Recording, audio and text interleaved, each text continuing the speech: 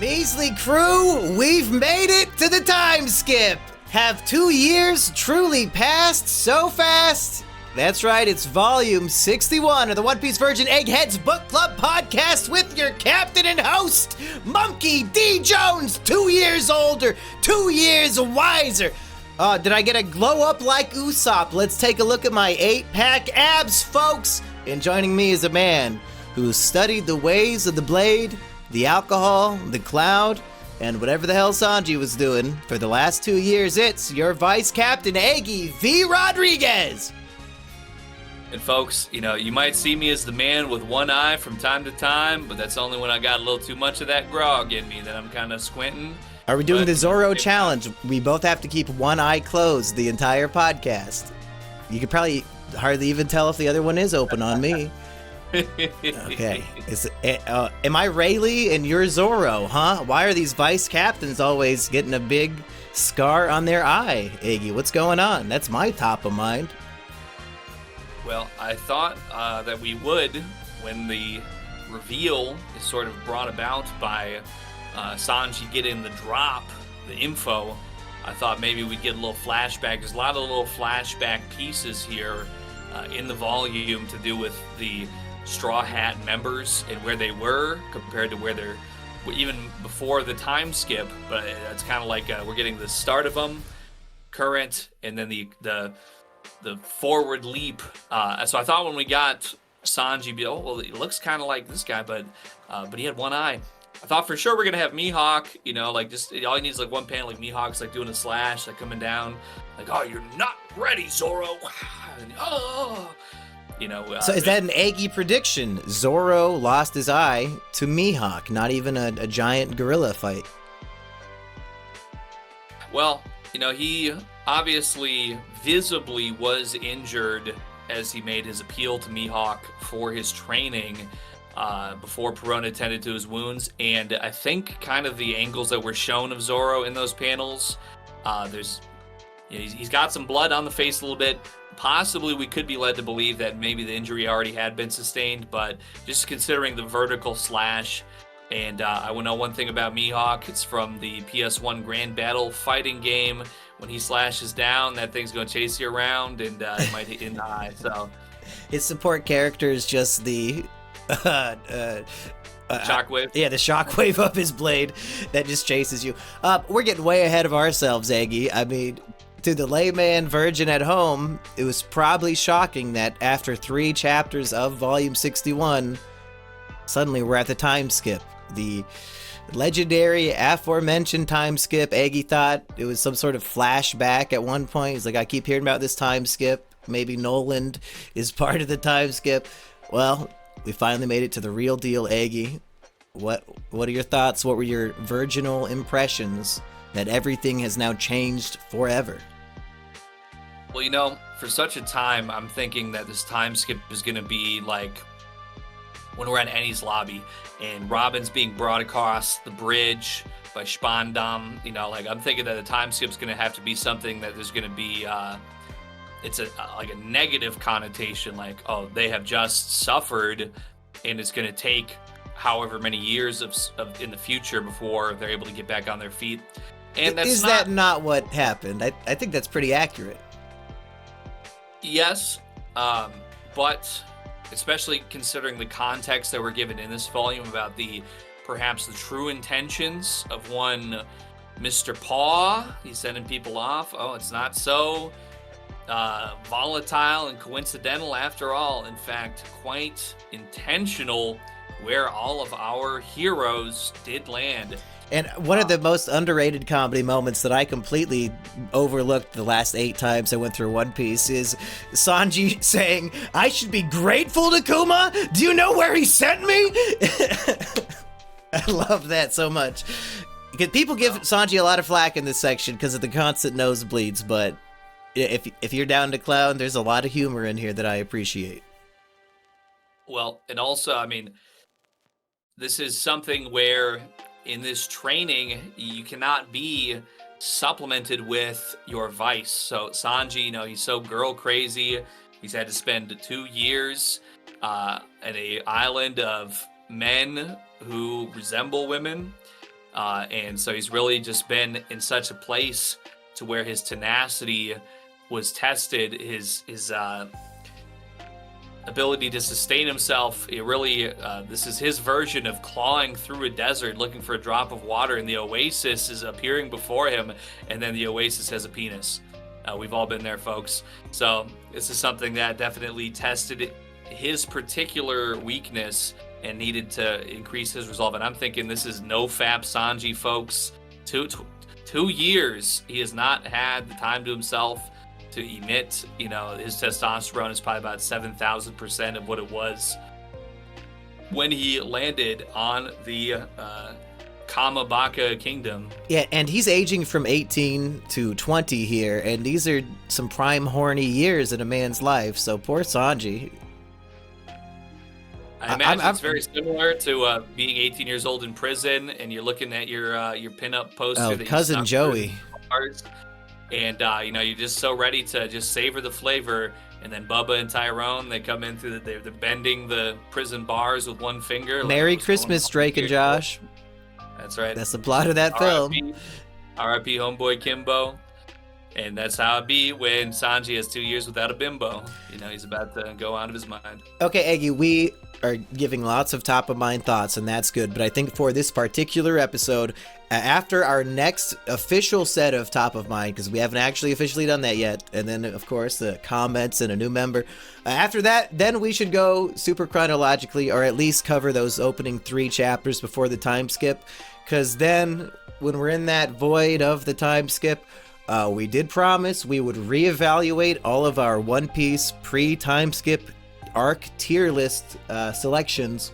So, we'll spend some time doing that after those 3 chapters, and then maybe any other ideas we have to conclude the pre-time skip in some way. And then maybe we'll get a ranking of comparing all the new character designs of the Straw Hats to see who Eggy thinks is the best and the worst. So, Eggy, what is your true Volume 61 top of mind? Well, I have to say, once again, this particular volume, it really gives you a lot to choose from, I feel like, because this is when I've spoken of these transitory periods before, where we have something that's a very intense part of the story that kind of follows with something that's a little more relaxed. And in this volume, it's kind of I felt like cleaning house in a way, where things are just really changing up and getting organized, and the pins are getting set in the row, however you want to use your turn of phrase for it. But if there's one thing amidst it all that was very impactful for me, well, I have to say our good friend Silvers Rayleigh, the muscle man who's been taking it through the ages, a real hero, a real super-powered fellow that we could all get behind. Well, he has a flashback of his own in this volume. A flashback to one Gol D. Roger, and Mr. Rogers looking a little interesting in this flashback, I must say.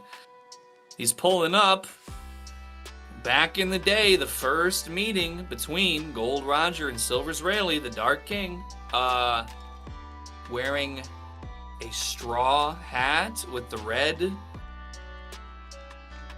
across it. Now, whoa, I thought that this was Luffy getting this from Shanks.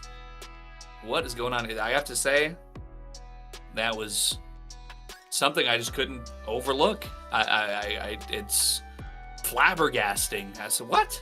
Is this a brand new revelation that Roger had a straw hat? I feel like we might have seen this before, but maybe not. I do not recall ever seeing this throughout the entire series up to this point. I mean, he's always been adorned very traditionally, I feel like, in his what I would call a pirate captain's hat. I'm not sure what the official terminology for that sort of hat might be. But and he didn't have his signature mustache either. I think he was clean shaven here, wasn't he? Yeah, I suppose that. I guess I don't remember 100%. His face is mostly obscured, really, by like the shadow of the straw hat. What does it mean, Eggy? what is the significance of a straw hat as a token passed down through the generations? And then even Ors Jr. was wearing a straw hat given to him by Ace.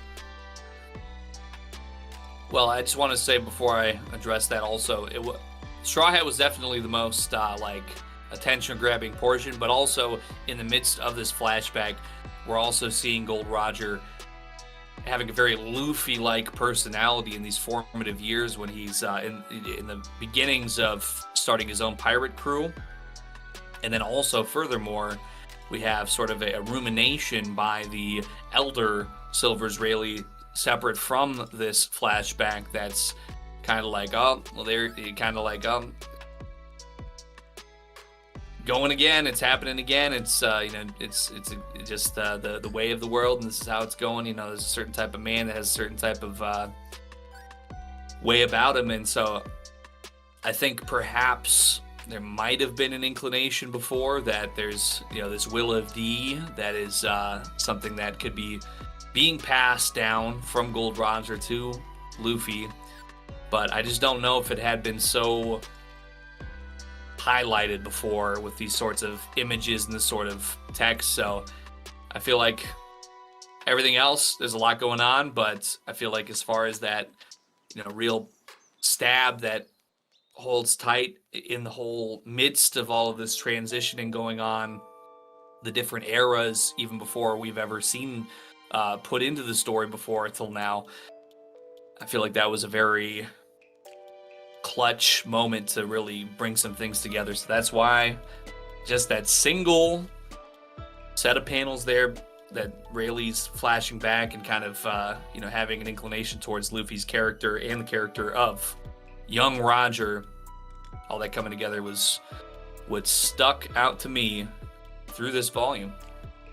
I also have a Rayleigh quote I wanted to bring up. In 602, I believe this is the final thing he says as the Straw Hats are departing. Rayleigh tells him, "Go all the way to the top." And again, no spoilers. I don't know where the One Piece is, but as somebody who likes double entendres, triple entendres, I feel like Rayleigh saying this specifically, he's not saying, "Go become the king, go find the One Piece." He says, "Go all the way to the top." And I feel like that has a lot of potential definitions in this world, where the highest place you can go is the top of the red line, where New Israel has been built, or Mary Joyce, whatever you want to call it. Is Rayleigh saying go there and stomp those motherfuckers out, go to the top? Could that mean the One Piece, as we might have talked about before, is on the moon? I mean, does going to the moon count as going to the top of something? I don't know. You're going up quite a bit. Or is he just saying go to the top of pirate dumb and be the pirate king? Am I overthinking this, Aggie? Well, I think there's certainly arguments to be made for your other interpretations, but I definitely just read it as like go for gold, go for the top of the pecking order, because we even see post time skip here that there's, even before the New World is even a consideration, there's some very bloodthirsty, and there's they ain't shying away from some homicidal tendencies in this volume. Caribou?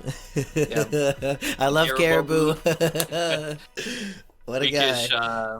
Lizard-looking people. I mean, I think lizard people control the top in our real world. So, when I see Caribou and his freakish appearance and his getting some reptilian energy there. His power to turn your head into a glob and you drown. Mm-hmm. It's no good. So is that it for your top of mind? Rayleigh's this depth and connection to Luffy with Gold Roger. Let's see if I have anything other than that Rayleigh line myself. I really appreciated when all of the Straw Hats allies who brought them to Sabaody pitch in to help fight off the Marines, and sexy Perona returns. They're gonna have Usopp and Sanji turning to stone, looking at disgusting Boa Hancock when Perona's right there. Come on now. And different strokes for different folks. I'm gonna say is that Boa Hancock, she basically is retaining this warlord power 2 years on, even though she really kind of There's was a no complete reason to traitor. still trust her. She showed herself as being a completely untrustworthy total traitor to the Navy, but she's still been able to maintain this warlord power, presumably because all the Navy men that show up immediately just start drooling all over themselves until they become statues. And here's my top of mind part 2. We have brought up maybe dozens of characters that we need to cosplay as in the future. And is this not the best option for Aggie of all time? Demalo Black, the true name of fake Luffy? Because on the surface, it's like, oh, that's just a really poorly done Luffy cosplay. But the true fans will know, especially with your Demalo, or I thought it was DeMarco Black, but I guess it's Demalo Black. You kind of got his body type. So if you just have his really shitty Luffy costume on, the diehard fans are going to know what's up. We have people, they're worth 80 million berries. We'll be able to take on the whole Navy. Little tooth black in here, there, you know. Did you have fun with the fake Straw Hats plot? Yeah, it definitely was a top of mind contender, certainly. But, you know, as funny and enjoyable as the whole thing was, I just have to, you know, always give precedence to what I feel like is the most impactful throughout everything and what has the most longevity, perhaps. But yeah, I love there's the Camp Krusty episode of The Simpsons where Barney comes out and, hey guys, I'm Crunchy the Clown. Yeah, Crunchy. Like, starts burping, and it's been a go-to anytime there's like some instance of this, like a poor imitation. That's been my fallback to quote for probably over 20 years at this point, and I'm going to keep doing it. Yeah, I'm Crunchy the really Clown. Gold standard. Hey, Bart, I'm that guy that you like. I'm that. I should introduce the podcast. Hey guys, I'm that guy that you like, Simmy and Jimmy. We have a new member of the Measly Crew that anybody can join by becoming a $3 per month member of the Mumkey D. Jones YouTube channel, and the new member is Static, but it's a question with a question mark at the end. So, Static? Well, we have a similar question that's asked by Nami in this very volume. Raining lightning? Well, I feel like Static is kind of its, static shock. What else is shocking that's at least physically? I feel like electricity and lightning is that one. So I'm feeling like a Weatheria apprentice. Okay. We got introduced to Weatheria and their powers and what they've got going on. I think we need, as we move forward, time skip, new world on the horizon, Fishman on the horizon. We need some people coming into the fold with some of that new world energy. So I think this might be a one and done as far as who's getting allowed this, but it's all coming together for me. This is a somebody who is a Weatheria scholar, in my opinion, and whatever else comes with that will come with that, but we get an idea. Static, you were at the right place at the right time, and look, you got to be something that nobody else is. Congratulations. Aggie, we have a lot of comments, more or less elaborating on comments we read last time, and this guy, Guns Beer Freedom, he might have spread some misinformation about what type of weapon Whitebeard has, and this is a man, as far as the Discord is concerned, I think he's like a respectable man with children. He, as his name implies, he enjoys a good drink, so maybe I'll chalk that up to he's a busy man, he's drunk. Who knows what Roblox forums are popping up when he does his One Piece research. But we got a comment from Schlitter. The One Piece wiki says Whitebeard's weapon is a Naginata. One Piece YouTubers call it a Naginata. The only place I could find that refers to it as a Bicento is a One Piece Roblox game for children. I am familiar with the Naginata. I believe, like I said, my go-to knowledge for me personally, also video game based.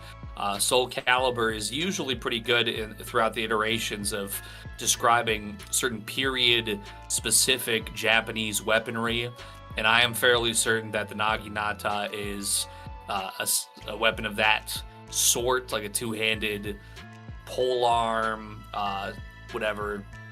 poleaxe type of weaponry. I believe that's a term I've heard before. So, but hey, you know what? Roblox, they're $1 trillion company that's loved by the entire world, so they might be knowing what they're talking about. They can redefine the weapons chosen by Oda, and then we can misreport them on this show because I trusted one commenter who happened to get his facts from Roblox somehow. There's been a lot of talk about what is actually the most sold volume of One Piece, because I guess ChatGPT lied to me when they said it was volume 60 or whatever. I mean, I guess 60 was in the running, like it's in the Mount Rushmore, it's talked about, but we got a new comment here.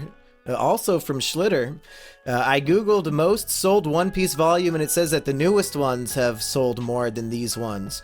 But I found one Reddit post saying that volume 62 was the most pre-ordered one. So I guess there's a lot of different facts and figures you can evaluate to say which one sold the best. If, pre-orders, individual, magazine sales, volume sales, long-term, who knows? They're probably all the best at something.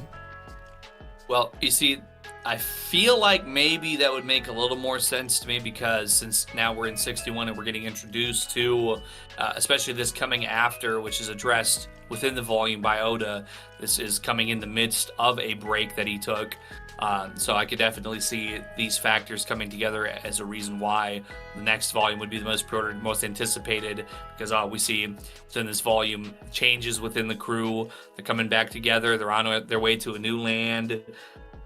Combined with that break, I think all that together would make sense to me for that one being very anticipated at the time. Which, here's my third top of mind. You just reminded me of what pissed me off in this volume. For a virgin reader, you don't know you're about to read the time skip. I get that, everybody else in the world knows exactly what's up. But poor Eggy, he doesn't know. He opens up the page for the new chapter. The cover art for volume 61 spoils all of the new designs of the characters. For all Eggy knows, he's going to spend another 50 volumes on wherever the fuck we left off. But no, you're spoiled. You don't even get to see them show up in the story. And the first time we see Usopp is when he saves Nami. That'd be really cool. No, I just saw it on the fucking cover of the book. I want to say this much because we had talked about this prior to me reading it. I said, I haven't got to the new one yet. I'm going to do the reading yet. Since last week I just was on a little bit of a vacation of sorts myself. And you're like, it's gonna spoil with the time skip. That is true. You are correct. But at the same time, me going into this, I didn't even know what the time skip even was exactly before we get into, what it entails with the tattoo and everything with that and the training and all that. So there's been many instances throughout the story in the cover arts, maybe not the volume cover, but in certain chronological art that is done for the opening of the chapters, we have seen in many instances some of the Straw Hat members, they're in unusual situations. It might be for comedic reasons or just whatever. They've been in different locales, they've been costumed sometimes, they've been in different things, and so it was not my immediate thing compared to in other previous volumes where I opened it up and there's Moria lording over everybody. Here's the Gorgon sisters, to where, this is going to be something and somebody. It is just the Straw Hats, I believe, on the cover of volume 61 in the time skip form, but it did not immediately resonate to me. This is the time skip. So just for the record, from a virgin perspective, it was different, but without knowing the exact details, I thought maybe perhaps it could be something along those lines where there's this is for fun, or maybe they're going to be doing a contest. Maybe it's another what I want to say, Davy back type of thing. Maybe they're going to be in a weird position where they're looking a little different for some other reason. So just for the record. Did you notice that the volume 61 cover art is identical to volume 1's cover art? But they just added the whole crew in there instead of just Luffy, Nami, and Zoro. I ain't gonna lie, I absolutely did not. So I like it as a piece of art. It's symbolic and beautiful of how far Luffy has come and all that. But yeah, I would have liked. It's the same thing with the theme songs. every time I play an episode of One Piece for Eggy, I have to fucking cringe because the theme song spoils like the next 80 chapters worth of events. Like, what the fuck are you thinking? We're in Sabaody. Why are you showing Boa Hancock? Why? Well, you know, I do agree, but obviously we could say, oh, the objective thing is that the studio has to, you know, put together. They don't have to do shit.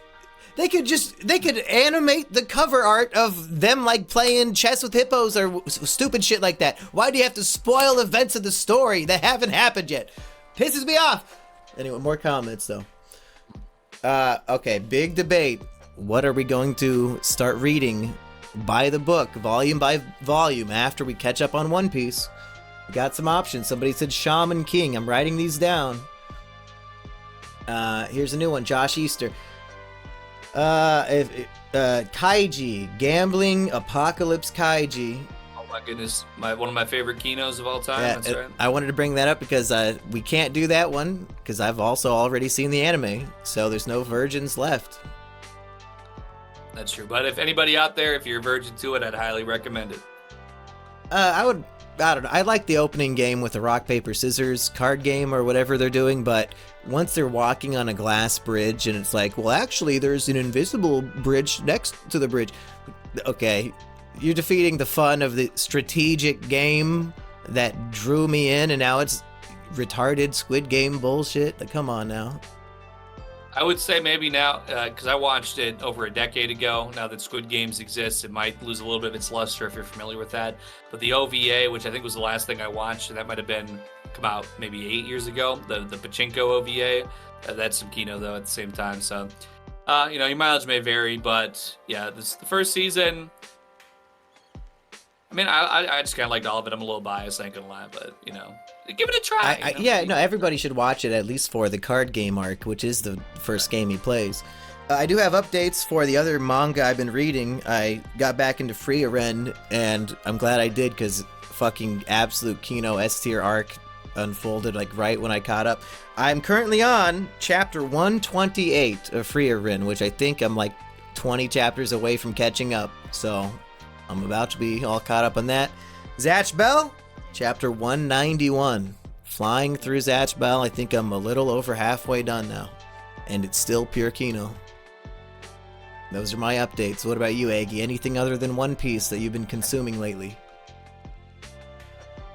Not so much personally, but while I was on this little excursion recently, spending some time with my girlfriend in her locale, and this discussion came up about what we were thinking about for, you know, a simultaneous Virgin podcast, and I mentioned Shaman King, so it got brought up in the comments, and she kind of like points me over.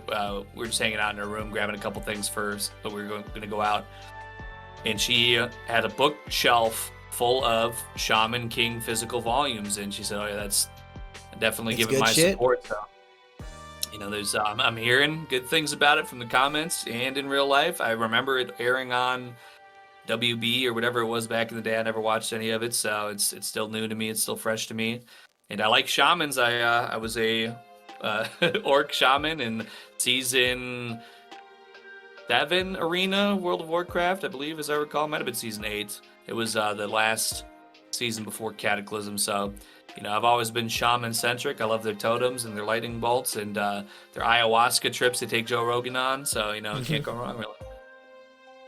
I insulted the viewers who were suggesting JoJo's Bizarre Adventure because it has more volumes than One Piece, but then somebody pointed out, well, JoJo's is actually 8 parts, and each one's its own distinct story.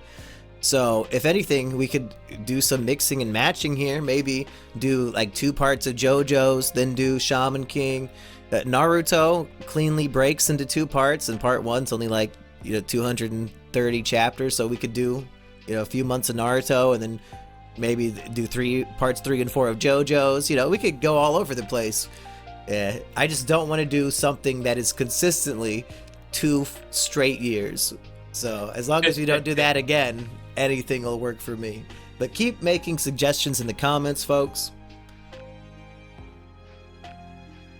Okay, Aggie. Should we finish up the pre-time skip chapters and then pull up our tier list, and I'll actually put them on screen this time because I'm always too lazy, but this is important enough that I'll let everybody play along. Sounds good to me. X-Drake, Mr. T-Rex himself. He says, oh, you're Kaido's guard on Kaido's favorite island, and if I fuck with you, Kaido's coming for me? Good. And that's the last we hear about him. Do we think Kaido has killed X-Drake? Well, yeah, I didn't have a particularly high opinion of him on his initial introduction, but this is a point in his favor. He's got bravery and courage. He's when it comes to people who turn into dinosaurs, generally I would say that's extremely terrifying and seems to be something I would be very afraid to fight. We just kind of happen to have a lot of very powerful people. When the power scaling gets a little bit wacky. Yeah, after Little Garden, when Zoro and Sanji bag dinosaurs far bigger than X-Drake, or Diaz Drake we should be saying, but who gives a fuck?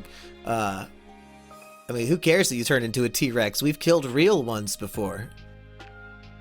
That's fair, but then I also have to think back to Enies Lobby, where even a giraffe was cool. Yeah, just the abilities that can be brought forward by your zone fruit are not always, I think, the most obvious. They might take you by surprise a little bit, so I feel like for Drake to be where he's at, he has to have accomplished something, so I don't want to write him off entirely. If he's got the confidence to match, I feel like he's got to have something to back that sort of energy up. So, can you think of any Drake and Josh parody where Josh is asking about the door hole on the treehouse, but applied to a T-Rex in some way? Because I'm fishing my brain. I can't come up with a good joke right now. Drake, did you eat the zone type raptor fruit? That's pretty good. Megan, I see the scales coming out of your backside, Drake. Oh jeez, Kaido, just come kill me. Okay, we heard confirmation. Blackbeard already conquered one of these supernova, and we see her conquered here. Oh my god, Jewelry Bonnie, decked out, sexy, all chained up. Blackbeard says, ahoy mateys, I could rape you right here, or you could be my girl. Would you want Jewelry Bonnie to be your pirate mistress? Well, Devil Fruit doesn't really factor in, I don't think, for that for me. I mean, yeah, she could do some things for you. She does look very good in this position. It is what it is. Oda draws women. I mean, and he drew Perona right around there. I mean, he was horny as fuck this volume. He got some good-looking chicks in there. Yeah, especially post-time skip, things are, really... Yeah, now I can say that Nami's hot, for sure. Now that she's not a 17-year-old cartoon. Now she's a 19-year-old cartoon. But I mean, I don't want to obviously condone this behavior because I love respecting women and not tying them up with 20 pounds of metal chains to very tieable areas in my home or wherever it might possibly be. I recall a recent SBS, Oda said women should not work in the manga industry. You will be groped and raped. Do you remember reading that this week or last week? So safe to say no real woman involved at all in the creation of One Piece. These are all just a man drawing pictures. There's no victims or objectifying going on. It's literally just a guy drawing pictures, so I'm not too worried about it. That's fair. But, Blackbeard, he's got a lot of good things going on for himself. He's definitely what you would call, I think, probably a high status male in the One Piece universe. Who else is having 2 devil fruits? I don't think anybody's really doing it like that. He's really at the top of his game right now. Even then, Bonnie kicks him in the face and he's spitting out blood. Humiliated again and rejected, cruelly rejected. Why? Just because he's a little overweight? Because he murdered his father figure in cold blood in front of everybody on live television? I mean, obviously she's in a compromising position here, but I would say that his actions should not be so, because it's not like any of the other supernovas took his actions to be some horrible sort of, other than it's could be seen as the start of his era, Well, perhaps. remember, Jewelry Bonnie was watching it on TV crying, saying, "Oh, that son of a bitch, we have to go get him." And we were thinking, oh, is that about the death of Whitebeard? What's going on here?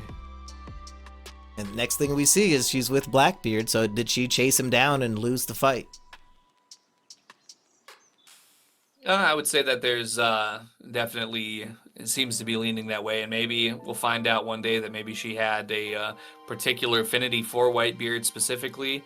I mean, he definitely was a powerful man in his own right. This is sort of a dishonorable usurping of his position, the way that this chess was played by Blackbeard in order to gain these powers. So, once again, I mean, it's like pirates. Eggy. I don't think are necessarily going to be honorable like that, but you know, with her, if she had a particular reverence for Whitebeard, she could feel that way. How's this for a mind-blowing theory? Bonnie is Whitebeard's mom. Bro, she can I make guess. herself any age. Why couldn't this be Right. a 114 Kureha-year-old woman, right? And she just makes herself a sexy 20-year-old? Anything's possible, Aggie. Is that why she's crying, needs revenge? Her son was murdered by Blackbeard? It's possible. I guess Wouldn't I that be could the also great say- irony? Blackbeard's hitting on an extremely elderly woman, not knowing he just murdered her son. You don't like my theory, Aggie? What's your theory? That Bonnie's Well- 4 years old?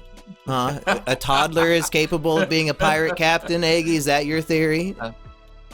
I don't dislike nor disavow or disagree with your theory there. It's just like Good. What about the this? cogs start New missing. theory. Because Aka Inu pulls up and Blackbeard says, "Fuck that, we're not ready for this. I'm not fighting Akainu." I'd say his name both ways just for all the fans out there. What does Aka Inu say to Bonnie? "A cold shiver ran through me when I heard you'd run away from the government." Eggy, what the fuck is he talking about? Well, to be fair, I just kind of read that as she was a part of what was ongoing on Sabaody. She might have participated perhaps in some of the anti-Navy activity. But why And then- Jewelry Bonnie specifically? A cold shiver runs through Akainu, the Magma Man. Why, of all these pirates, is he getting cold shivers about her escaping? Because she's Whitebeard's mom. Well, it's I think there is a good case for her having some distinctions made about her here that the other supernovas don't exactly have being made about them. So I think that I would agree that there's credence, there's weight to your theory, or it could be his sister, it could be some particular kind of relation. Maybe this was secretly Ace's special lady. You know, I think that any of this could be it. When you factor in her age manipulation powers and where she could have been at certain points to be tied in, could even be somebody maybe that was close with Gold Roger, and maybe she's just, you know, she's maintaining a permanent youth, or at least to an age that is most desirable to her. I think there's a lot of possibilities that could be supposed here, but for me personally, it might be a little too hard for me to point exactly where I would think but I think that your theory could certainly be fitting the bill. We have good news for Moria fans. Doflamingo reports that he had him on the brink of death, but then maybe used his devil fruit to disappear into a shadow or something. So, hey, maybe Moria survived and will be out there. Verona can go find him somehow. Yeah, I feel like, you know, the warlords, we know them, we love them. I feel like they all have enough going for them that, yeah, I mean, when I say it's too early, we're pretty strongly into the series here, but I feel like any of them could keep chugging along for quite a while, even if they have to go into exile or whatever the case might be. So, Moria, I mean, he might be kind of a weak link for me as far as, you know, personality and character-wise, who I love among the warlords, but maybe, yeah, if he's still out here doing his thing, that would be more entertaining for me personally in the story than him just being dead, so good for him on that.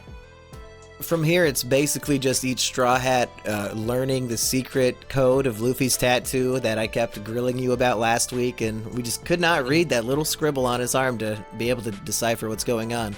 But, you can talk about that, but also, it is, I'm not going to say repetitive, but it's very samey. It's like every Straw Hat going back to wherever they were sent to and say, establishing roots and saying, I'm going to study your library for the next 2 years. Oh, the cave people are actually intelligent, not retards? Oh, boy. So, out of all that, what would you like to discuss, Agi? Well, I guess probably out of all of these instances that really maybe spoke to me more than the others, I guess I'd probably say 2 of them would be Brook picking up the guitar. At that point before the time skip, it's kind of like, oh, this could be anything. So maybe I'd give that a slight second place compared to when I saw Frankie on Baltimore and what he's looking like after the grand self-destruct button was hit, looking absolutely freakish and terrifying. It looks like Arnold Schwarzenegger in the Terminator after his flesh disguise gets peeled off and you're seeing that real Robo situation. I was like, oh my lord. And honestly, looks, I probably would agree with the Baltimore natives that it somehow looks less terrifying after he coats himself in this tiger rug. But just the imagery being shown there, and then also the whole blazing beast folklore that comes about of him accidentally setting himself on fire in front of all of the encroaching soldiers. Yeah, in his first weekend there, he did like 3 historical major events for this island that went down in history. And I like that exploding Vegapunk's research facility was actually not that big of a loss because it exposed he had a second secret cave facility for weapons. So, lose one thing to gain something much more valuable. Right, versus generally speaking, for everybody else's sort of setup, the pre-time skip setup, it's a lot of what you mentioned of just like, oh, I'm on this land and this is what's going on in here and I can utilize this. And that's probably why Brook is like kind of my second because he kind of gets fucked. Because he's got that musical sense about him, but for him to pick up the guitar and hit him with that "Born to Be Wild," it's a little different maybe than what we'd seen of him before, and this is also for this to be his training when everybody else is like, oh, I'm gonna dig deep and I'm gonna really study, and he's just in a cage and starts playing the music and presumably satiating the bloodthirsty mob outside. Do you finally recognize my Brook poster? It's for the Brook World Tour. Had it this whole time. I was wondering what this SK was all about. I'm like, Soul King Brook. Skabrook. Skabrook. The original Skibbity. The Skull Kings. What's E-Rich sending me that he's saying hot damn in the Discord chat? Let's take a look. This is the E-Rich Corner from every episode where we tune in to see what E-Rich is saying. Park Chan-wook film. Written by S. Craig Zoller. Whoa! Whoa! That is hot damn. Nice, okay. Okay, anything else from the pre-time skip before we let's see, what post-war arc onto the tier list?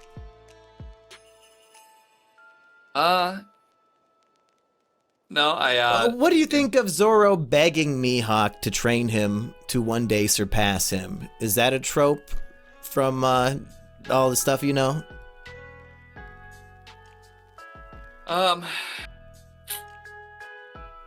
I guess I could see. I feel like Mihawk, his character compared to people like Crocodile or Moria, he seemed to have a bit more of a respectable sort of quality to him.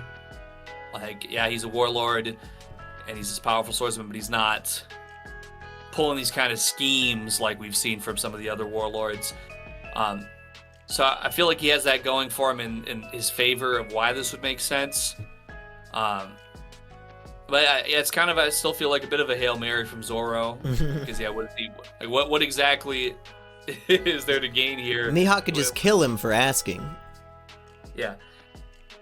We have to very much rely on this sort of unspoken honorific code among swordsmen, like, oh, I just want to, but yeah, on the surface where he's like, oh yeah, I need to get stronger so I can eventually kill you. I mean, I think in a lot of instances of something like that being said, like, no, like, what? Here's this magical code. Like, if we're taking something from Ohana, was that the island with the sages and everything that Nico Robin came from? Ohara. I've got this book from the magical library that if you read this is gonna reveal all the secrets to you. You're gonna become all powerful and can kill anybody you please. Like, just this kind of knowledge, whether it's from that or if it's from instruction from a master swordsman, is that just something where you're like, oh, yeah, okay, sure, yeah, whatever.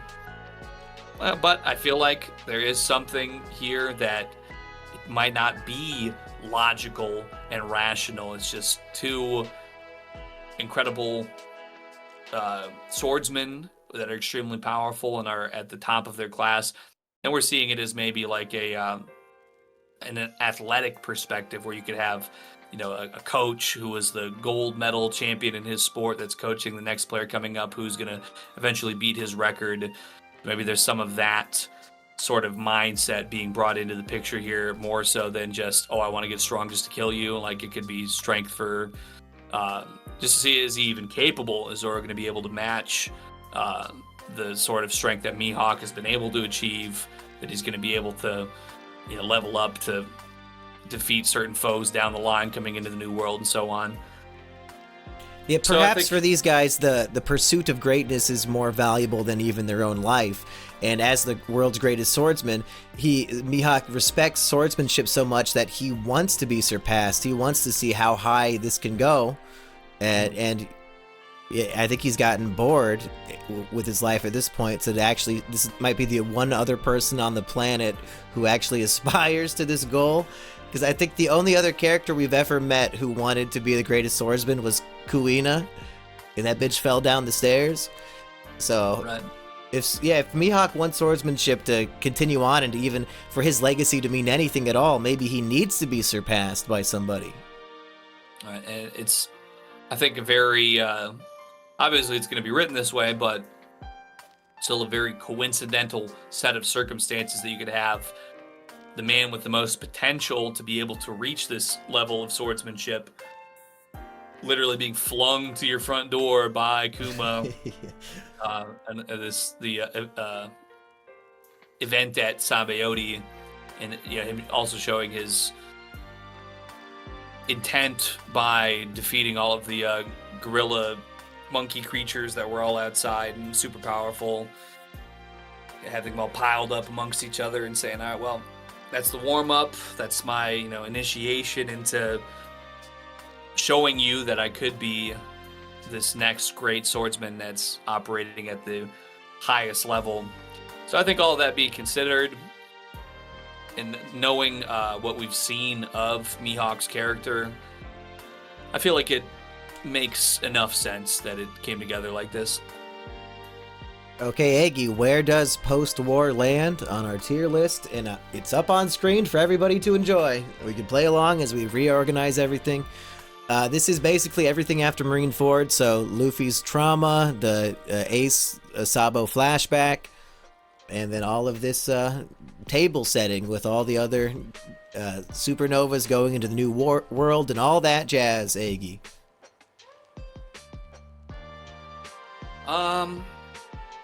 I feel like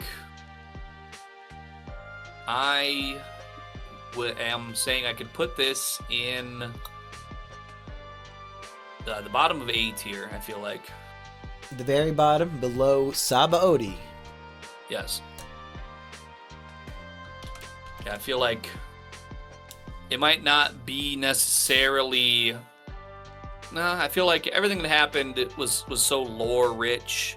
Like Sabaody was kind of its time, and it was very shocking with the Celestial Dragons and getting to meet Silver's Rayleigh and getting the knowledge about from Hachi and from Kami about what they got to do to get their ship ready and everything. I feel like that was more active, whereas this is more like a preparation, and we get the flashback with Sabo and getting to know all of that. So, yeah, I feel like that's a comfortable ranking for me personally. Every other time I went through One Piece, I was a major Sabo flashback hater, if not just because I thought it was placed in the wrong spot sequentially in the story, but I don't know, maybe just after all the hype and excitement of Marineford, this is kind of, it's rough to suddenly have a story of 7-year-olds in the jungle. It's like, no, go back to the epic fighting, no! But this time around, I was digging it.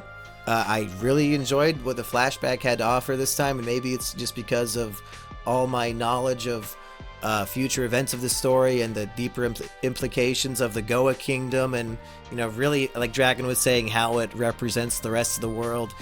I did not appreciate those comparisons and storytelling elements my first few times around, because I just wanted to see more epic shit.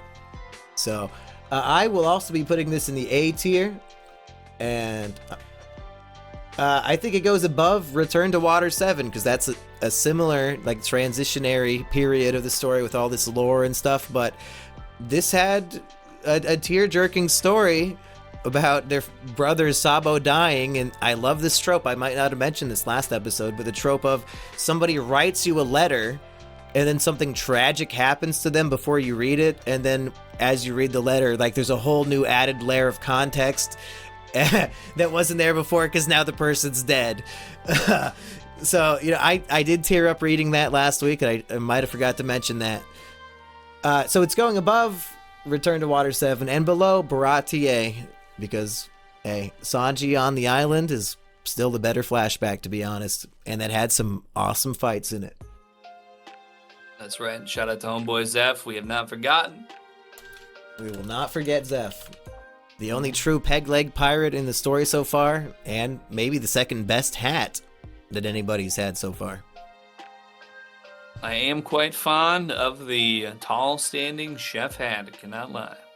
Okay, Aggie, I'm going to read out your tier list, letter by letter, and you tell me if there's anything you want to move or change. Aggie's S tier, his number one arc right now, Skypiea, then Enies Lobby, then Alabasta, then Impel Down, then Marineford. Those are Aggie's S tier top 5. I think I'll keep all those as they are. I believe that still stands true for me, yeah. A tier. Top of the A tier is Water 7, Baratie, Arlong Park, Jaya, Thriller Bark, Drum Island, Sabaody, and Post-War. I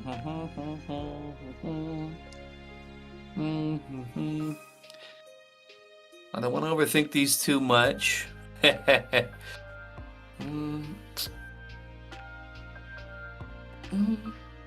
I think most of your concerns were how many things were in B, and that maybe you wanted to move some up or down. Yeah. So maybe your A tier is fine. What I'll do, I'll flip. I'll put Sabaody. Actually, no. I think that's how I like it. I think I like A tier just like that. I think I'll stick by that. Okay, B tier is Return to Water 7, Orange Town, Little Garden, Syrup Village, Amazon Lily. So all these are below Syrup Village. Amazon Lily, Long Ring Long Land, Romance Dawn, Whiskey Peak. What would you rather reread right now? Syrup Village or Long Ring Long Land? What's going to give you more enjoyment and glee in your soul? I actually do like Syrup Village, I'm not gonna lie. I mean, we got... You want to read Foxy or Kuro? I'll give you... You get Django, that's fair. You get Django, he's cool. I think Kuro and Kaya and Usopp and his tall tales and his children and Mary and everything. I feel like Uh, yeah, I can maybe. Tangent. That's all I need to say. Mic drop. Tangent beats all those fucking characters immediately. Funniest random supporting townsperson ever. It makes Mayor Boodle look like a character from Berserk. I feel like I gave, like, I still remember Syrup Village quite fondly to where I could almost see it going above Little Garden, but I feel like I gave Little Garden its precedent for being, like, really our first thing that we're chewing on in the Grand Line. We have the introduction of the Giants and to the fight with the Baroque Works members being involved. I almost feel like if there's one thing that I'm feeling a difference here about, I think I could put Whiskey Peak above Romance Dawn in B tier. Okay, so just flipping out the bottom two spots in B tier. I guess so. And then your C tier is Reverse Mountain, and Loguetown is your worst arc so far. And I'll flip those two. I'll put Loguetown above Reverse Mountain. I think that's fair. I think Reverse Mountain has got to be the worst arc. That's my only D tier spot. Well, you know, frankly, I'm quite surprised. I had not given any of this any real consideration until now, which maybe I could have before the episode. But when I really think about it, I feel like what it has the most memorable impacts, combined with, you know, how much action, combined with just all the elements that I take into consideration when I rank something. I do honestly feel like I've been pretty spot on this whole time. I didn't really think too much of it. Like I must have needed to replace something at some point, but I feel like I'm still pretty strongly standing behind everything for the most part that I have ranked so far. So, hey, good job, me. Sometimes I think about things and I land it in the right way off of inclination. A lot of times I don't, but I think this is one of those ones where I can stand behind it fully. I only want to make one major change to mine that everybody can see on screen here. I have Loguetown as the baby, the bottom of A tier. And I've been wanting to change that to making it the king of B tier, because I don't think there's quite enough there to, you know, break through that ceiling to get to A tier. But those 4 or so chapters are so delightful. I'd say the post-war, not post-war, the upcoming reviewed Return to Sabaody is kind of the Loguetown of the New World in a way. So I'm curious to see how that's going to rank compared to these, but we'll get to that in probably 30 minutes or so. So I'm going to move Loguetown down, and then that's it. We're done with this section. Are you ready to talk about the time skip, Aggie? Yes, sirree. Should we just go through the character, all the changes real quick, and get the rundown on your thoughts on their new designs? I sent you a Reddit link that has the side-by-sides that we can use. Yep, all right. Okay, so you just go through, for people who are not looking at home, like, you know, what we're looking at and the differences you're seeing and, you know, all your thoughts. Okay, so first up, these are kind of in a slideshow format, so I'm not looking at all of them at once. We got Luffy here. He's looking a little more confident. He's got this big old slash scar across the chest. And he's got a yellow sash, at least what's being depicted here. I don't know if he had the yellow sash before or not, to be honest. Definitely didn't have the chest scar. But yeah, look, at first he's looking a little bit more like yeah, Luffy has not really changed at all. He's wearing like the same red shirt and everything in this, you know, yeah. Only the original post-time skip arc. Really, the only change is his shirt's open and you can see his scar. So he's proud to show off his battle scar. That's right. And speaking of battle scar, next up we have Zoro. Let's for each one, I want to hear if it was a what do they call it? Riz up? No. Glow up? Yeah, did he glow up or glow down for each one? Did Luffy glow up or down? Well, it's a very badass scar, I must say. He's looking healthy and happy. I think I have to say, for the King of the Pirates title that he's so adamant to obtain, having a good scar like that is, I think, a point in his favor. I'm saying a glow up on time skip Luffy. In pirating, X marks the spot, and Luffy's X is kind of centered on his chest, and I believe your heart is like off to one side, right? So what's directly in the center of your chest that the One Piece might be? Just a bone? Your lungs, is there like... Yeah, maybe his lungs. Got another organ up in there. How high is the stomach? Well, it's not as high as the Scar is, but, you know, if there's one non-heart organ that Luffy has an association with, I'm sure it is his stomach. You know, he likes to grub down. But I feel like heart would probably be the closest here, yeah. And he's got the heart and soul to become the greatest, so hey, there might be something there to that. Okay, we've got Zoro next. And again, not major changes for Zoro. Yeah, the number one thing that I kind of alluded to earlier, where I was a little surprised to hear, is that Zoro now, they say he's only got one eye. I don't know. It looks like it might be lost. We see the eye being closed, and we see a vertical scar over his left eye. Now, I hate to bring up Cousin Joey 3 times in one day of podcasting with Iggy, but Cousin Joey's baby mama, much like Zoro, does only have one eye, and her other eye was like stitched closed in like Guadalajara when she was a baby. Like some horrible, shitty hospital didn't know what to do, so this baby just had one eye forever. They sewed it shut. And she had her hairstyle so you could never see her eye. Just always covered. Zoro, very proud. He's keeping it cut short. He's letting everybody see his facial scar. So we don't know what happened. We don't know if there's even an eyeball still in there. Will he ever open it? Do you have any theories you want to drop right now? Does he awaken his true power when he opens it? Is that like a Sharingan thing? I almost would have to hope that there is something like that that's in the cards for him, because it has to be an extreme handicap for him to want to be the world's greatest swordsman and to lose all your depth perception in combat. I mean, hopefully he's got at least some kind of Daredevil thing going on where like one less eye equals like some other greater sensibilities going on, because otherwise it's going to be very unfortunate. So I think aesthetically speaking, it does look pretty badass. I'm not gonna lie. I could say aesthetically speaking, I would call it a glow up. But however, without having any real inclination right now as to if this is going to help enhance any of his other abilities, or if he has one of these sorts of, like Sharingan eyes or something along those lines to help balance out what he's going to lose on the combat side, I have to probably say, not knowing, that this is a glow down, because I mean, he's a physical attacker, and not knowing where I stand right now, not knowing what might come with this, if you're losing an eye as a swordsman, I feel like it's got to just objectively be a bad thing. What about this? People wear training weights, and then when Goku has to fight the actual bad guy, take off these weights, now I'm at my full power.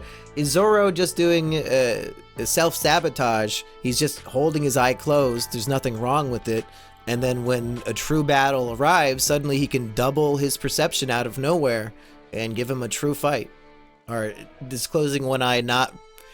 would it help that much more to open your eyeball? I guess the depth perception's important, but would that escalate his skills that much? Well, and the thing of it being that he has the scar over the eye, like even if it was a scar near the eye or no scar, I would have maybe a little bit more of an inclination that, okay, what you got going on? But when he's being described to Sanji as a guy with only one eye, and we're seeing his eyelid being closed and the scar over it, it just seems like a negative to me.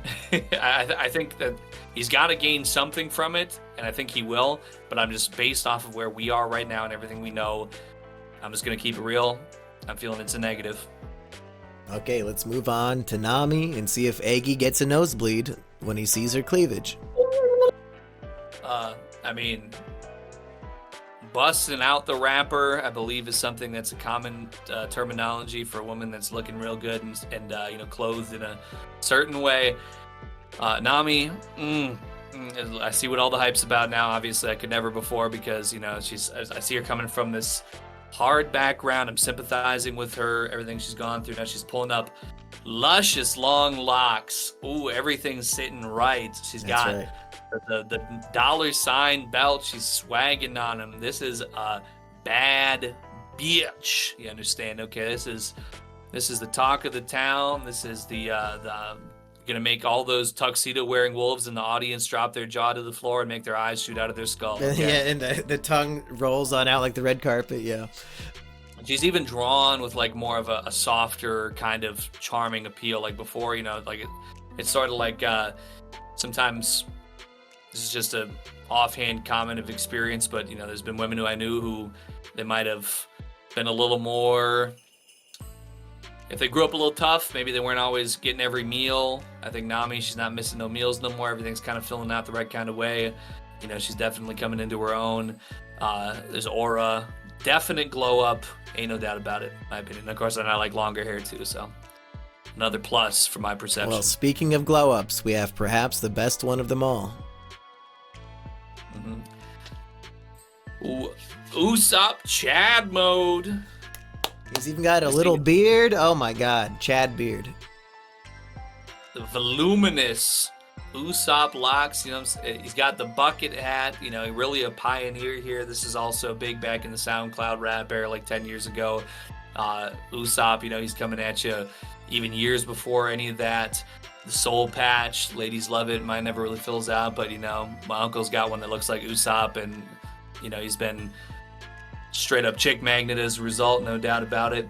But Usopp, he's also letting us know here how this transformation come about. He was bulking up, turned into a disgusting fat slob, really some kind of rotund, egg-shaped kind of man almost, you could say. Yeah, do you think 2 years of hard training, you'll be Usopp Chad yourself? We could make it happen. We could make. I wouldn't even count it out. It would seem very unlikely, but I think but I have so many bad behaviors piled on that are working against me for attaining that kind of physique. I think if I could really reverse it all, I would at least bear a resemblance, I feel like, and maybe my soul patch would come in a little stronger too. What are your thoughts on Usopp's new powers? He made a man-eating plant attack these people in a bar. I mean, it's really interesting because we see the physical glow up, we see the combat ability glow up here, but the confidence that is added to his character as a result of these improvements is unmistakable. So he's the squirmish, Usopp, we knew that was running from the ghosts, running from Perona. It ain't nothing like that. This is a man, he's standing on business. He's fresh, muscular, powerful, and he says as much in this volume. He's never going to be that coward that's running from danger again. He's a man that could hold his own on the battlefield, and I think it all. Yeah, are we detecting any lies here? Usopp says, "I'm not part of the weakling trio anymore. I'll never falter, no matter what happens." You think that's gonna stay true from chapter 598 onwards, or is Usopp lying again? Well, my first inclination that I would think it would be, okay, well, he has to see, like how Nami mentions, there's islands raining lightning on the new line. Which we saw that island last week. Mm-hmm. So I think with what he's been training and what he's been doing his thing, I feel like he should be very confident, and it should be a lot less likely with everything that he's used to. But I feel like also it's likely that that's going to get tested. He's going to come into some new environments that he's never been familiar with before in the new world, and I think we're going to see a little bit of a crack in the armor, but I think it's going to be a good time. This is just what I could definitely see happening anyway. It'll be a good time for him to prove what he's claiming, that he ain't with all the cowardness anymore. He's going to get tested, and I think that'll just help present an obstacle for him to overcome and really solidify this confidence and ability that he has going on. So, but with that being said, definite glow up. There's no doubt about it.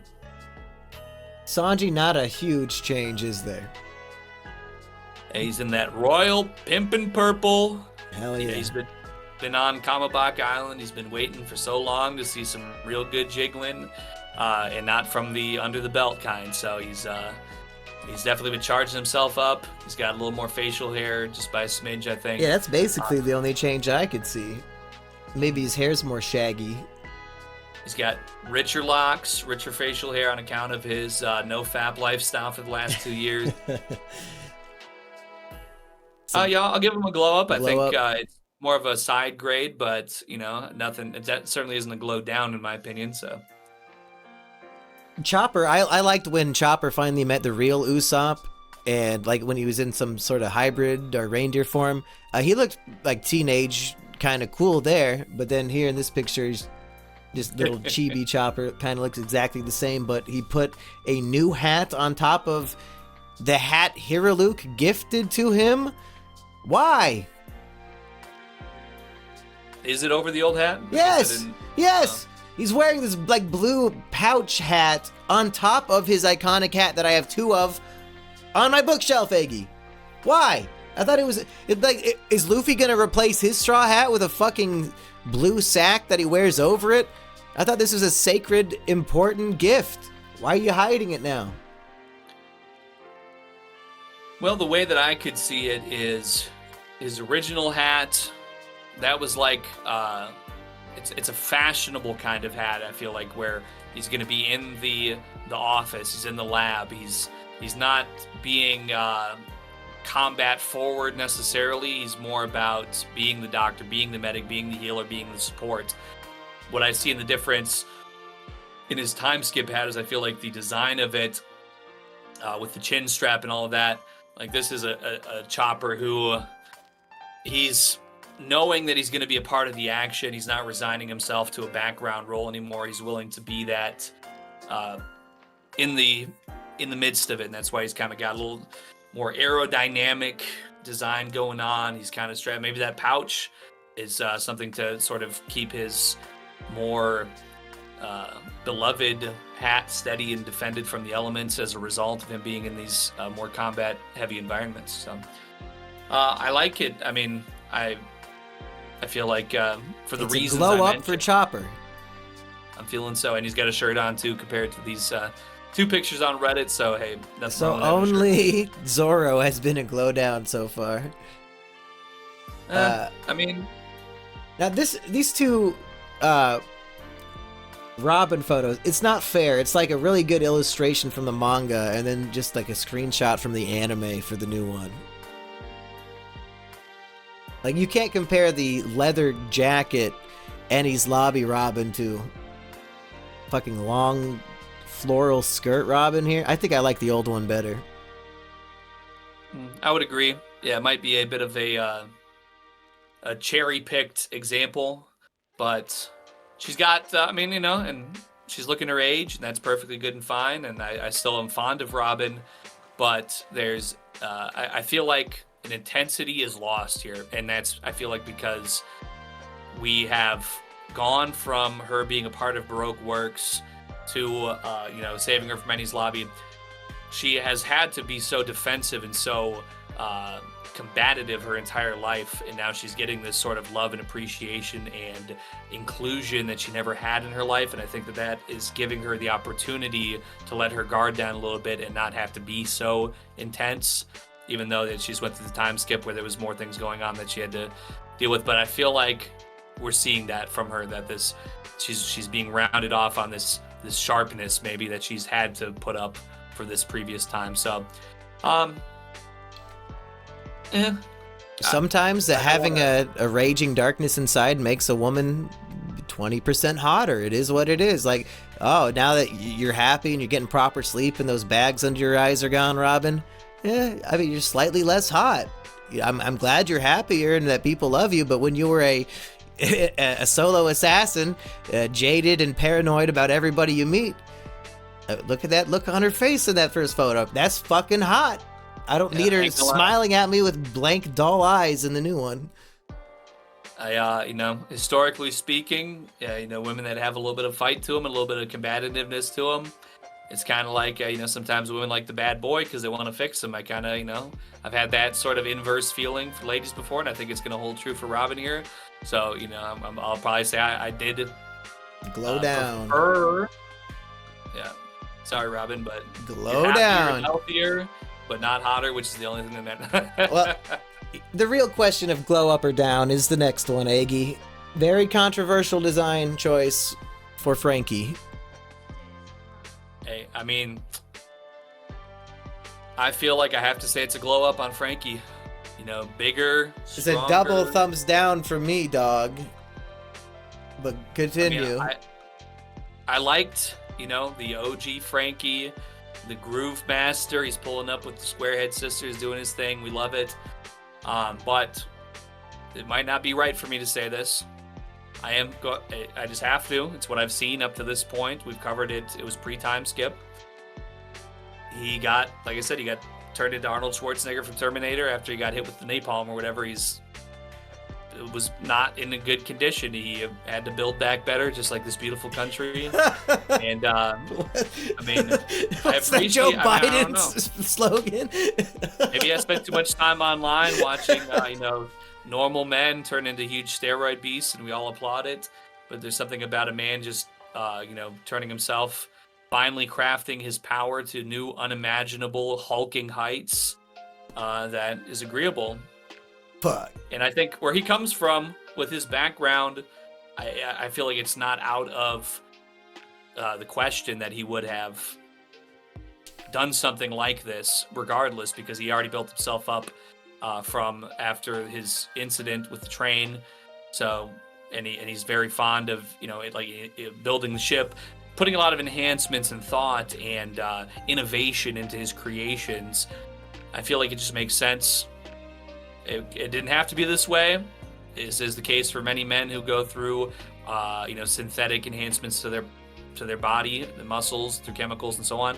But I see why, and I think that I can appreciate it. Nami said, "Looking at you is like a living blooper reel," and I think I agree with that. He's just a big joke now. He's way too bulky. When you play One Piece Burning Blood, his character's way too big and heavy to run around. I think the greatest tragedy is that in that game, there's always, you got normal Luffy and Luffy 2 years later, and you can play both versions. I can't play as Small Frankie. There's no original Frankie playable character, only the post-time skip big one. Why the fuck?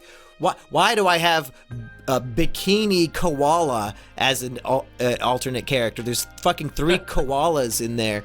There's not a normal Frankie? For fuck's sake. He's just too bulky and big. And little hands can come out of the palm of my giant hands. It's too freakish for me. His original design, Johnny Bravo, I love the original hair. I don't like, push my nose and I'll change a million hairstyles. No! Your original hair looked perfect. Any other hairstyle is going to look worse in comparison. You don't need to change it. I think this is a good angry. Teachable moment for the men in the audience. You know, they always think, I got to always just keep on piling on changes until the world loves me. Folks, you got to love yourself. You got to find inner peace and inner strength. You can't get it from cosmetic changes, all right? Think about it. He used to look like cyborg Johnny Bravo, and now he's just a bunch of shapes. He's just 2 giant circles with a light bulb in the middle. Like, fuck. He was a badass dude back in the day. It is what it is, and finally we have... God, I hate his pants, but... Listen, this is a free rockin' man. He's living in the free world, you know. What he's supposed to have swords on his pants, you know. His pre-time skip outfit looks very cool to me. I feel like the adjustments. He's going from, you know, this 50 years ago piano playing music man. I feel like this could be like a very 1920s to 1970s or 1910s to 1960s sort of progression of the musical energy, the fashion sense. You know, the afro went from just that's his natural hairstyle. Now it's a fashionable thing, and to do with his rock and roll persona. He's got some Slash maybe type of energy from Guns N' Roses. I don't need the hippy dippy pants though, like with the flowers on it. He's doing a rock and roll music. He's no Twisted Sister up there. He's playing Bone to Be Wild.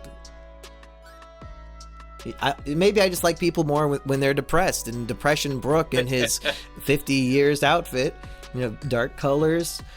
Maybe I like it better than the flashy, bright red and white pants here. Really, it's just the pants that piss me off.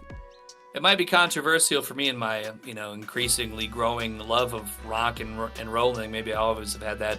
I think I'll agree with you that I think I'm going to go pre-time skip Brook.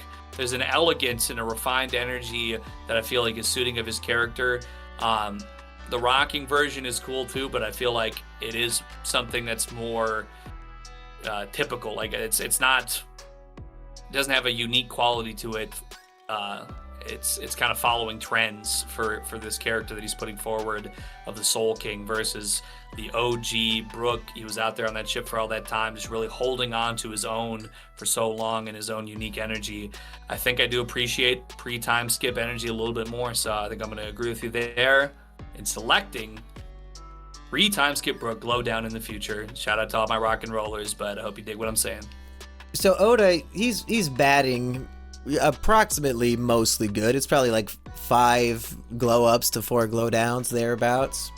So, the fact that one of the glow ups is Luffy, who looks the same but with a scar, maybe Oda did more damage than good overall. But of this arc, Return to Sabaody, these 5 chapters right in the middle of the volume. We've covered a lot of the events already with Caribou and all that, but what's your next top of mind here, Aggie? Well, how about we take a piss break real quick? Great thinking. Top of mind in the post-time skip, but we really come in strong here with definitely would have been my secondary top of mind, which is the imposter Straw Hats, which seems like a great idea for these people.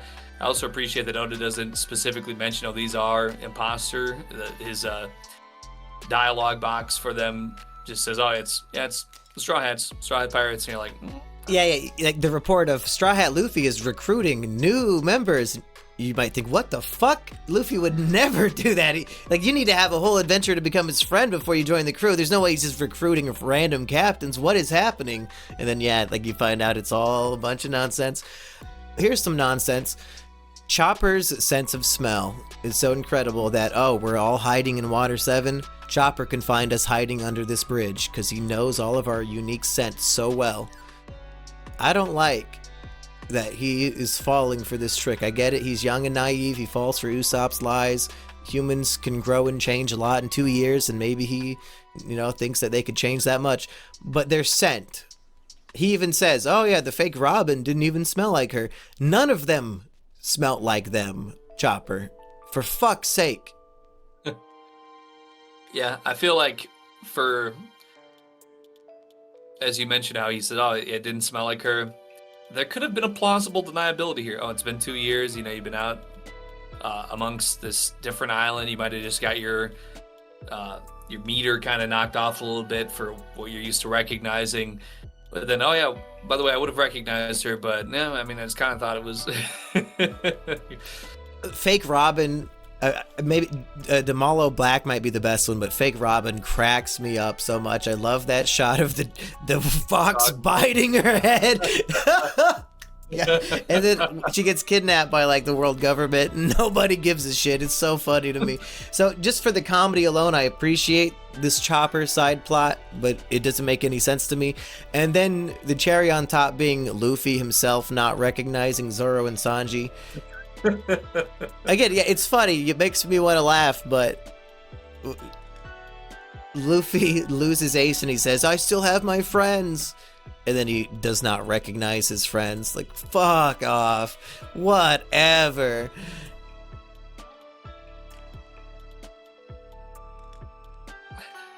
Sometimes Oda will take things for comedic value more than what it means to the character. And we get a lot of complaints in this arc. Sanji just keeps getting these fucking nosebleeds. That's the oldest anime trope in the book. Eggy, let me ask you, is this just an anime trope? Have you ever been so horny or you seen a titty so jiggly that your nose literally bled? Because I'm not much of a nosebleed guy. I think I could count on my fingers how many times it's happened in my life. I feel like regular physical exercise and cardio would keep that from happening. There's been some times where I kind of felt like maybe a bit of just a general overwhelming sensation. I don't know if autism plays into that. There's like a greater, I'm just a real sensitive guy, So if I'm all of a sudden getting all loved up on, or in a situation where there's a chick just got something really up in my face in a certain type of way.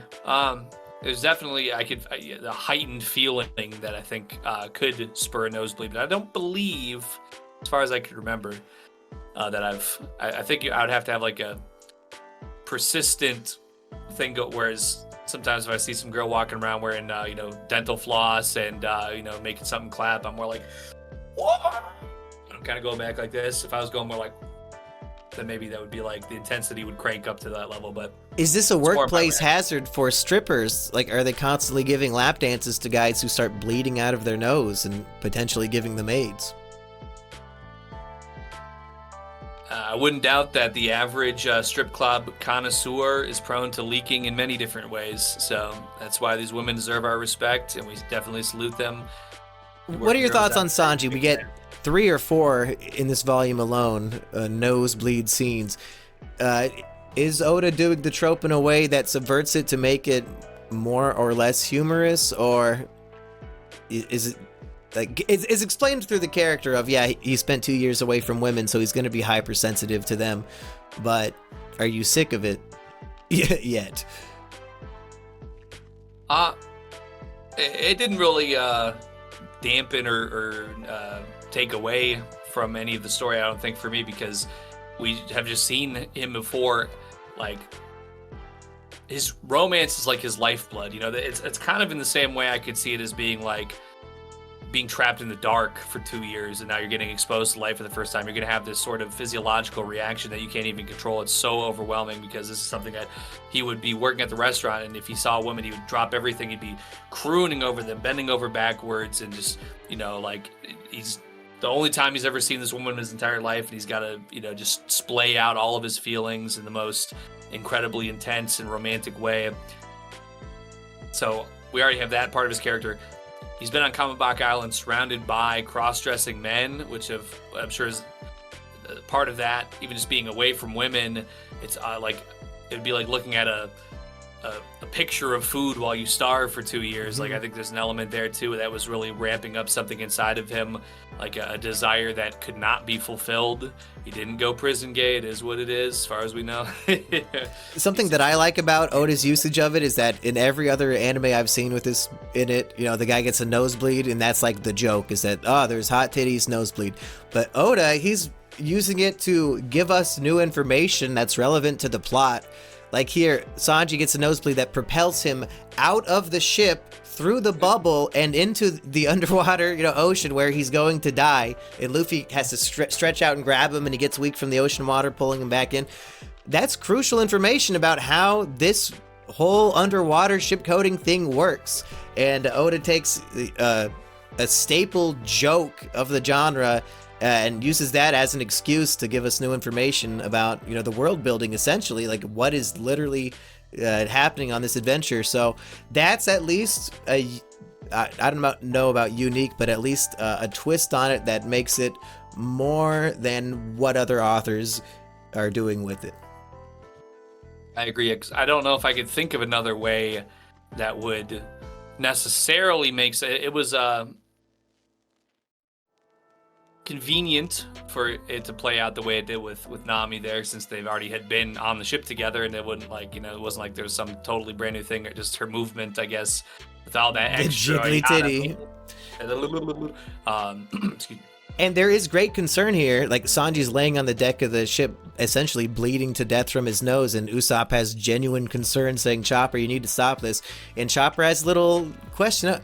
We might need a blood transfusion in Fishman Island. I wonder if mermen and mermaids do they have human blood that can be transferred? So, I mean, potentially there's even more world building potential from this stupid fucking joke gag thing. Thank you, Oda, because it doesn't need to be like that, but it's It's definitely taking from point A to point B to point C and helping build some things up along the way for sure. Absolutely. And but you know, Any other must mentions before we put this on the tier list? I guess we're talking back to Sabaody. Should we talk about? I guess did we talk about the Caribous and the Caribous? Because I feel like we kind of have set up. So fake Straw Hats. You know, they're bringing up all these great people. They have some. It looks like Kif from Futurama. Some guy that's looking like a gray alien type creature. Miss Dodie, I think it's a woman, kind of like got some lipstick going on. But most importantly, Korobu and Caribou. The most, one guy's looking like some kind of frog creature. He kind of looks like the host of my favorite show, Kino Casino PPP, looking like him in multiple different ways. And Caribou, he's looking like what wet Sanji hair Caribou. If Sanji didn't have the nosebleed to kind of help even him out, I think he would be a Goon Max reptilian giant tongued slurper like Caribou, and we don't want to say this is like he literally looks like in the face like Dare Coomer from the memes, like the guy who comes like deformed and warped by pure evil energy of gooning. But Caribou's more of the bloodlust versus the other kinds of lust, and these are supposed to be the real heavy hitters for the Straw Hat crew, the fake Straw Hats. So, you know, we're gonna be doing our thing. No worries. Who cares about what the Navy's got to say or whoever anybody's got to say? We have the Caribou brothers. They're doing their thing. And these guys are going to get us what we need. But as the Navy begins their siege on Grove 46, where the false Straw Hat crew is gathering their recruits, the Straw Hats, they get figured out to be not who they are supposed to be, seeing as we have the pacifistas come along. Two of the pacifistas come along with Axeman, whose name Sentomaru, yes. Sentomaru. And I like that Sentomaru has so much, I don't know if it's respect for Luffy, but he's like, you're not Monkey D. Luffy, you motherfucker. Like, he's taking it personally. Because he's fought him before, I guess. Mm-hmm. You're no Monkey D. But it is kind of funny because the fact that these fake Straw Hats, these clout chasers, are existing to try and usurp the Straw Hats' image, they're causing this distraction at Grove 46 when the actual Straw Hats are supposed to be meeting up at Grove 42 is kind of helpful because it catches all the Navy's attention to have them all orchestrating at this meeting in one place. That's totally wrong. And it's not like Mr. Black is immediately like, oh, wait a second, oh, it's the Navy. Oh, sorry, guys. No, it's not me. I'm not sorry. He's taking it all the way down. He's saying, oh, I'm Straw Hat. And he's willing to take it all the way. I like that he has like a tiny little X of stitches like on his lower stomach instead of on his chest. Very lazy imitation. But you mentioned we have these pacifistas come in. And these are the same ones that obliterated the Straw Hats 100 chapters ago. But now, Luffy takes out one with one punch on his own, and Zoro and Sanji working together can take out one on their own. So just a quick and easy way to show their growth in strength. Yeah. And speaking of, in reference to the nosebleeds, how this was set up in a way by Oda to be able to give some other information and story building and context, by Luffy kind of getting very atypically bamboozled that these fake Straw Hats actually had something to do with the real Straw Hat crew, him ending up on Grove 46 and catching the attention of the pacifistas and having this combat and everything. This sort of gives way for Rayleigh and the other members of these different lands that the Straw Hats had come into contact with. Like, this is kind of where we start having their meddling in order to prevent the Navy from sort of being able to switch and say, oh, we need to go over to Grove 42 or wherever, redirect our attention. All of these characters who have played such a role over the 2 years that they've been gone, they're able to all come together also very conveniently, but, I'm sure they were waiting in the rafters just in case. It's one of those things where, like, miracles rely on, a lot of people coming together, and the fact that every single Straw Hat was able to make new allies was crucial to them escaping. So it's just one of those fun Oda miracle things. That's right. Yeah, there's definitely a precedent there that they had been training for these 2 years and said, I'm going to Sabaody and maybe get a little bit of backup just in case, because obviously they were wanted and were being looked after. There was mechanisms being put in place to try and obscure their identities so they weren't immediately being hounded as soon as they came back to Sabaody. And to finish the point about Caribou, because we got lost on that, but Caribou, he did not actually want to join Luffy. His plan was to kill them all from within, and the cliffhanger on this volume is we're deep underwater. We just found out if the bubble gets punctured in multiple places, we're all dead immediately. And who is in hot pursuit of the Straw Hats? It's the Caribou, the Wet Hair Caribou Pirates. Are we about to drown everybody in volume 62? Is that why it was the most pre-sold volume ever, Aggie? We're going to meet Davy Jones at the bottom of the ocean. Well, I know I just mentioned it a moment ago, but I do feel like the visage of Wet-Haired Caribou is the most terrifying. Like lunacy on... has there been anybody... I feel like he's got like kind of an evil Gold Roger kind of tinge to him. Like he's a very intense look, but this total derangement. Well, think of his all over his face. Is it an epitaph, like your little nickname? The only other hair person is Red Hair Shanks. So Red Hair Shanks, Wet Hair Caribou. Are they polar opposites? Maybe Luffy's idol and maybe Luffy's most vicious enemy. If for some reason having a descriptor for your hair is the parallel. And we got some for beards, they're great men of note, and some of hair, maybe, it could be. Yeah, Homeboy Caribou, he's burying several people alive. Like, several of the fake Straw Hats are punished with being buried alive. Brutal! He's crazy! And 200 million berries ain't nothing to scoff at, for sure, and every single bit of everything we've seen from him is absolutely relentless, sadistic, blood-thirsty cruelty at the highest level. And I guess one last thing I'd like to say is we're being chased down by I might have to call him Der Kummer. I don't know, the resemblance is too uncanny. For people who we thought might be bad, and actually turns out we find out they're good all along. Kuma, in his still a bit, just a smidgen of his humanity, or at least what Dr. Vegapunk programmed him one final mission. Right.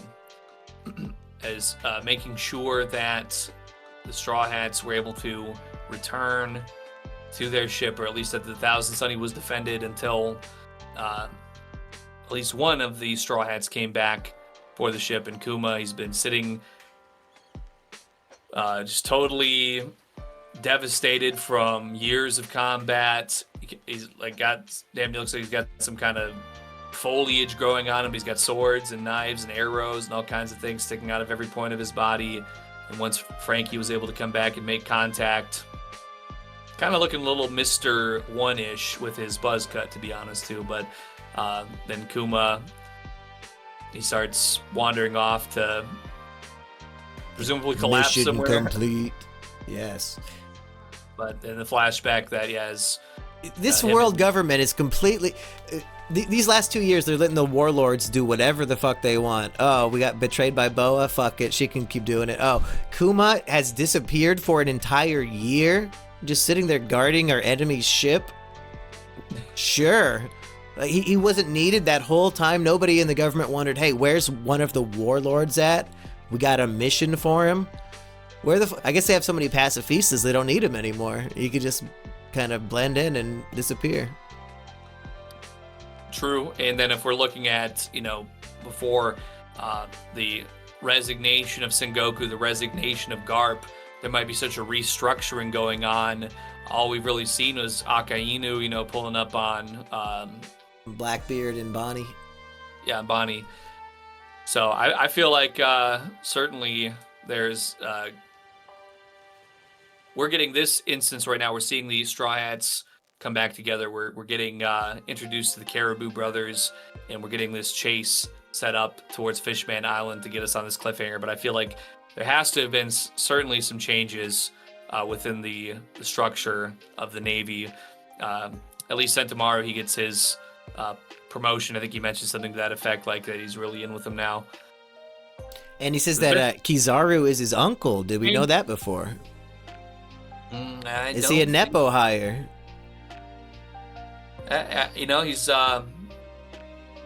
I feel like it might just be a lineage of power, because even before his original appearances, I should say, both on Sabaody and at Marineford, I feel like he's definitely exhibited some strength. So he fucked Luffy up big time. Yeah, so I think the Kizaru bloodline might just be strong with a lot of powerful people in it, to be quite sincerely honest. Well, Eggy, hopefully Caribou bloodline is not. Caribou's bloodline? Oh man, there's so many things I could tell you, Eggy. But we need to put this arc on the tier list. Where does Return to Sabaody land for Eggy?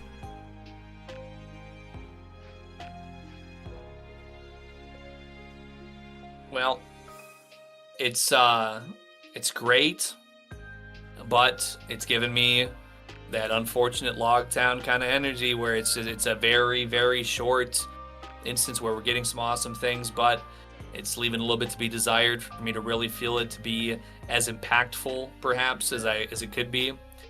I'm probably feeling a top of C, perhaps, on this one. Wow, bottom 3 arcs in all of One Piece. I'm biased against short arcs. I need... Romance Dawn did more for you than this, where every single Straw Hat gets like their own mini arc in these 5 chapters. I feel like he stuffed so much storytelling in here, even for how short it was. Well, all right, you know what? I guess what did Whiskey Peak have? It had some combat. It had the trickery.